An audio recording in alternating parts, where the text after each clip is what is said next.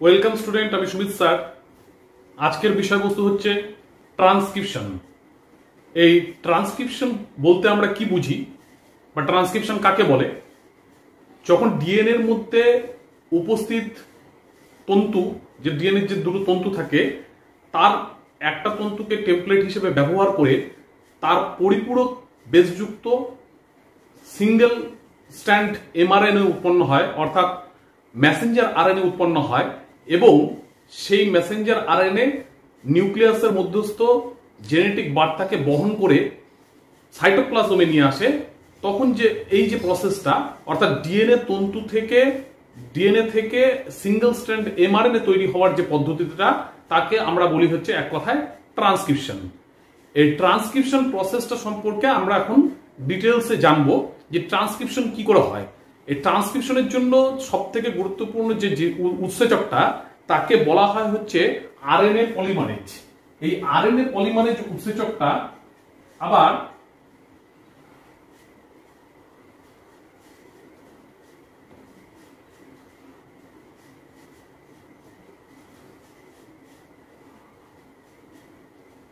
Omega, দুটো alpha, একটা beta dash, একটা বিটা, এই নিয়ে হচ্ছে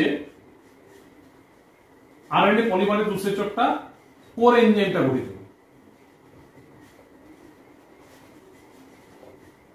এর সাথে সিগমা ফ্যাক্টর যুক্ত হয়ে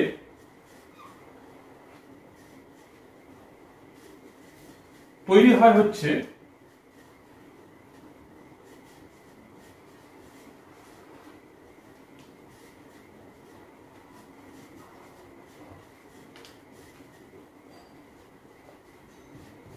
আরএনএ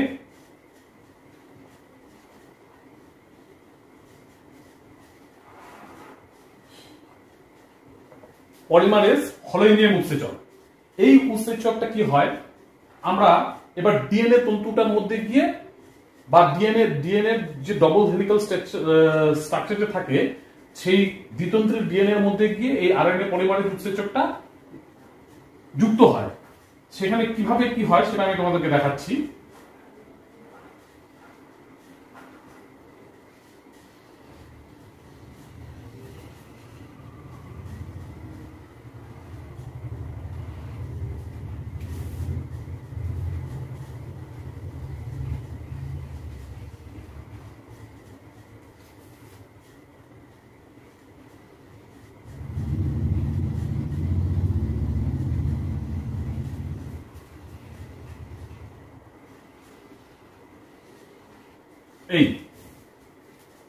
এটা তাহলে উপরে এটা হচ্ছে যে এই তন্তুটা 5 প্রাইম, এদিকে 3 প্রাইম, তাহলে নিচের এই তন্তুটা হবে হচ্ছে 3 প্রাইম, এটা হচ্ছে 5 প্রাইম। একটা এই যে ডিএনএ তন্তু থাকে, সেই ডিএনএ তন্তুটার মধ্যে কি হয়, এই আরএনএ পলিমারেজ উৎসেচকটা এসে যুক্ত হয়।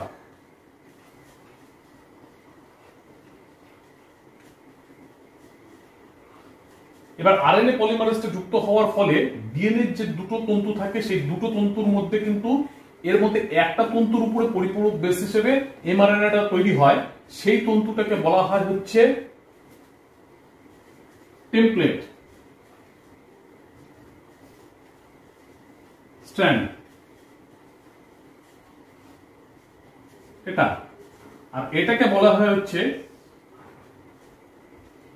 নন টেমপ্লেট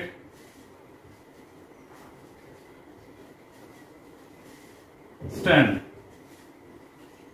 অর্থাৎ এই তন্তুটা ছাঁচ হিসেবে ব্যবহার হয়, যার উপরে পরিপূরক বেস হিসেবে এমআরএনএটা সিনথেসিস হয়। আর এই তাই জন্য অপরটাকে বলছে নন টেমপ্লেট স্ট্র্যান্ড, এটাকে বলছে টেমপ্লেট স্ট্র্যান্ড। এবার আরএনএ পলিমারেজটা যেখানটা এসে লাগে, যে আরএনএ পলিমারেজটা যেখানে এসে লাগে, ঠিক সেই স্থান থেকে যেখান থেকে নিউক্লিওটাইড পরস্পর মানে নিউক্লিওটাইড সেখান থেকে তারপর থেকে নিউক্লিওটাইড গুলো এমআরএনএ যুক্ত হতে থাকে, সেই জায়গাটাকে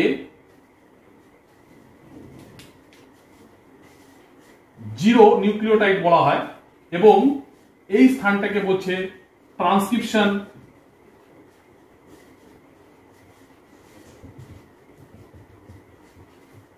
স্টার্টিং সাইট। এরপর থেকে পরপর ডিএনএ এর উপর অবস্থিত নিউক্লিওটাইড গুলোকে এরকম +1 +2 +3 +4 +5 +6 +7 এরকম করে নাম্বারিং করা হয়।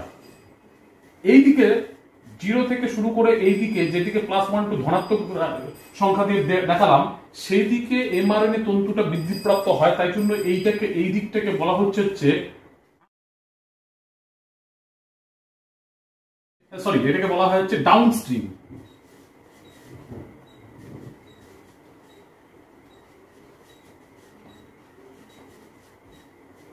আর এই 0 থেকে -1 -2 এরকম করতে করতে এই দিকটাকে বলা হয় আপস্ট্রিম। তার মানে এর উপরে পরপর এরকম করে থাকবে। এরকম করতে করতে যে জায়গাটায় -10 নাম্বার আসবে সেখানে পরিপূরক বেসগুলো TA TA AT এইভাবে থাকে। এটাকে বলা হয় প্রিগনাউ বক্স।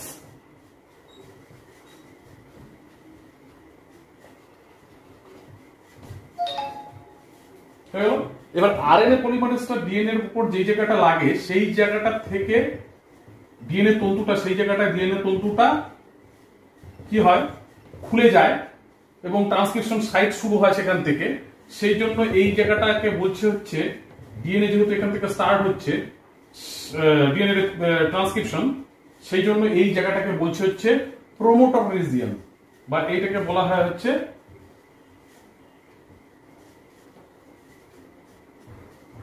Promoter region.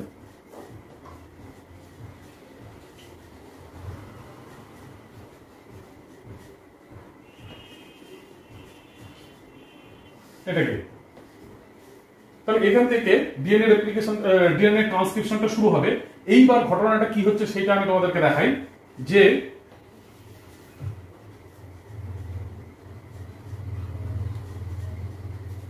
এবার এখানটায় যে এই আরএনএ পলিমারেজের যে সিগমা ফ্যাক্টরটা আছে, এরপরে এই সিগমা ফ্যাক্টরটা এখান থেকে বেরিয়ে যায়, অর্থাৎ সিগমা ফ্যাক্টরটা বাইরে বেরিয়ে যায় এবং তার ফলে ট্রান্সক্রিপশন প্রসেসটা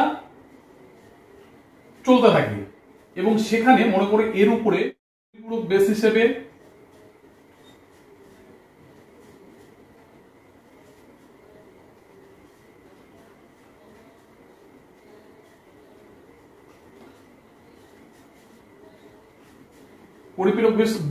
এইভাবে এই ডিএনএ তন্তুর উপরে এইভাবে পরিপূরক বেস নিউক্লিওটাইড বেসগুলো আছে।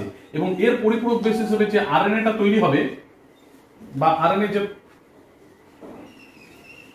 তৈরি হবে, সেখানে টি এর পরিপূরক হিসেবে কি তৈরি হবে, এ এর পরিপূরক হিসেবে কি তৈরি হবে, ইউ। সি এর পরিপূরক হিসেবে কি তৈরি হবে, জি। তাহলে AUG, আবার এখানে সি এর জি। এর পরিপূরক হিসেবে টি থাকা দরকার এখানে, কিন্তু আরএনএ তে থাইমিন থাকে না, তার বদলে ইউরাসিল থাকে। তাই জন্য এখানে টি না হয়ে হলো ইউ, আর এখানে টি এর পরিপূরক হিসেবে এ। তাহলে এইভাবে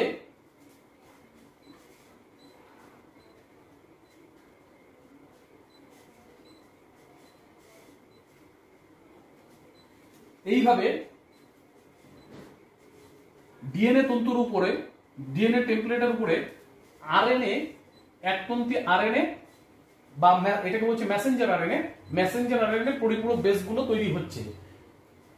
এইভাবে প্রক্রিয়াটা চলতে থাকে। এবং তোমরা আরেকটা জিনিস খেয়াল করবে, আচ্ছা ওটা আমি পরে বলছি। এই প্রক্রিয়াটা চলতে থাকে। এবার এই প্রক্রিয়াটা চলতে চলতে আরএনএটা এরকম ভাবে এমআরএনএটা বৃদ্ধিপ্রাপ্ত হতে থাকে। এবার এই ট্রান্সক্রিপশন প্রসেসটা কিভাবে বা কখন গিয়ে সমাপ্ত হবে, দুভাবে সমাপ্ত হতে পারে। এক হচ্ছে এখানে যদি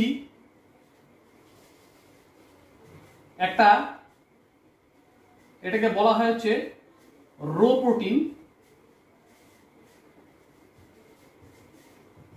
রো প্রোটিন বলে একটা প্রোটিন যদি এখানে এসে যুক্ত হয় আরএনএ পলিমারেজটা, তাহলে পরে কি হয়, আরএনএ পলিমারেজটার এই ট্রান্সক্রিপশন প্রসেসটাকে কন্টিনিউ করতে পারে না, এবং তার ফলে ডিএনএ টেমপ্লেটের সাথে এমআরএনএ যেটা পরিপূরক ছাঁচ তৈরি হচ্ছে তার মাঝখানের যে হাইড্রোজেন বন্ধনীটা, সেই বন্ধনী ভেঙে যায়, ভেঙে গিয়ে এই ট্রান্সক্রিপশনটা তখন সমাপ্ত হয়ে যায়। এটাকে এই একটা ভাবে হচ্ছে ট্রান্সক্রিপশনে সমাপ্ত হতে পারে। আর একটা ভাবে ট্রান্সক্রিপশনে সমাপ্ত হয়, সেইটা হচ্ছে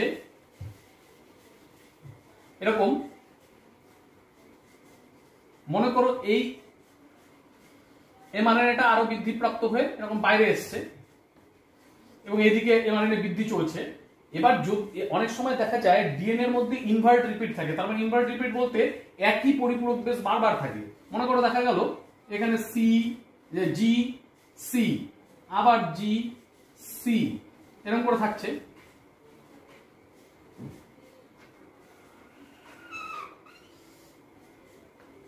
এবং এখানে জি, সি, জি, সি এরকম করে থাকছে। তার ফলে কি হয়, এরা যখন পাশাপাশি আসে তখন একটা সি আর একটা জি নিজেদের মধ্যে একটা বন্ড তৈরি করে।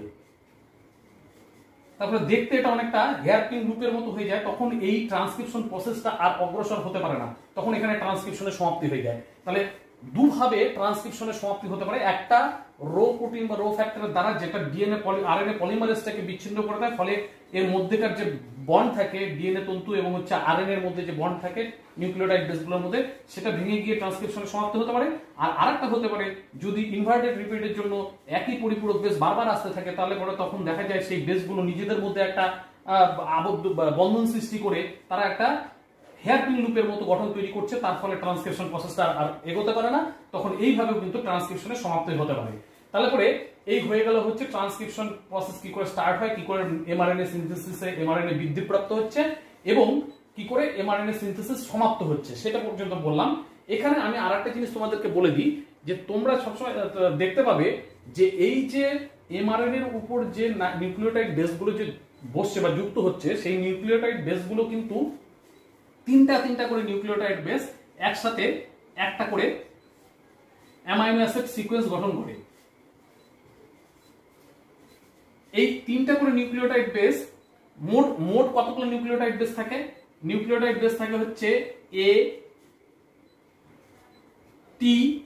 এবার আরএনএ তে তো আমি বললাম যে থাইমিন থাকে না, তাহলে পরে টি এর বদলে এখানে কি থাকবে? U, G, C. এই 4 রকম নিউক্লিওটাইড বেস এমআরএনএ এর উপরে থাকে। তাহলে পরে এই 4 রকম এমআরএনএ বেস দ্বারা বেসের মধ্যে 3টা করে নিয়ে একটা করে জেনেটিক কোড বা ট্রিপলেট তৈরি করে। এরকম কতগুলো তৈরি হতে পারবে? 4টার থেকে 3টা করে হলে পরে 4 to the power 3 cube is equal to 64 রকম। 64 রকম এরকম সিকোয়েন্স, 3টা করে নিউক্লিওটাইডের সিকোয়েন্স একসাথে হয়ে এই 4টা নিউক্লিওটাইড থেকে মোট 64 প্রকারের নিউক্লিওটাইড সিকোয়েন্স তৈরি হতে পারবে 3টা। এটাকে বলা হয় হচ্ছে জেনেটিক কোড। এবং প্রত্যেকটা এই 64টা নিউক্লিওটাইডের 64টা সিকোয়েন্সের প্রত্যেকটা একটা করে অ্যামাইনো অ্যাসিডের সংকেত বহন করে। মোট 20 রকম অ্যামাইনো অ্যাসিডের সংকেত বহন করে থাকে। আমরা জানি 20 রকম অ্যামাইনো অ্যাসিড দ্বারা বিভিন্ন রকম প্রোটিনগুলো গঠিত হয়ে থাকে।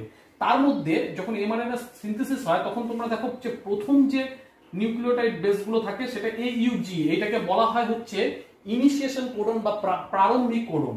আবার কোনো সময় শেষের দিকে যখন টার্মিনেশন হয়, তখন যে কিছু পরিপূরক বেস তৈরি হয়, যেই পরিপূরক বেসগুলোর অ্যাকচুয়ালি কোনো অর্থ বা অ্যামাইনো অ্যাসিডের কোনো সিকোয়েন্স, অ্যামাইনো অ্যাসিডের কোনো অর্থ বহন করে না, তাদেরকে বলা হয় হচ্ছে ননসেন্স কোডন। সেগুলো হচ্ছে ইউ এ জি, ইউ জি এ, আর একটা হচ্ছে ইউ এ এ। এই 3 ধরনের কোডন। তার মানে 64টা থেকে যদি 3টা তুমি বাদ দিয়ে দাও, তাহলে থাকলে 61 রকম কোডন।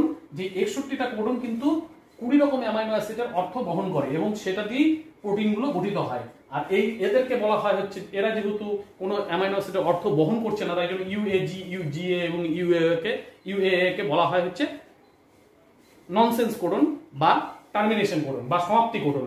এরা প্রোটিন সিনথেসিসের সমাপ্তির সূচনা করে। তাহলে এই হয়ে গেল হচ্ছে তোমাদেরকে ট্রান্সক্রিপশন এবং এমআরএনএ এর উপর অবস্থিত অ্যামাইনো অ্যাসিড বা 3টি করে নিউক্লিওটাইড বেস যে জেনেটিক কোড তৈরি করছে, অ্যামাইনো অ্যাসিডের জেনেটিক কোড তৈরি করছে, সেটা সম্পর্কে তোমাদের একটা বিস্তারিত ধারণা দিলাম। আজকে ট্রান্সক্রিপশন সম্পর্কে এই পর্যন্ত।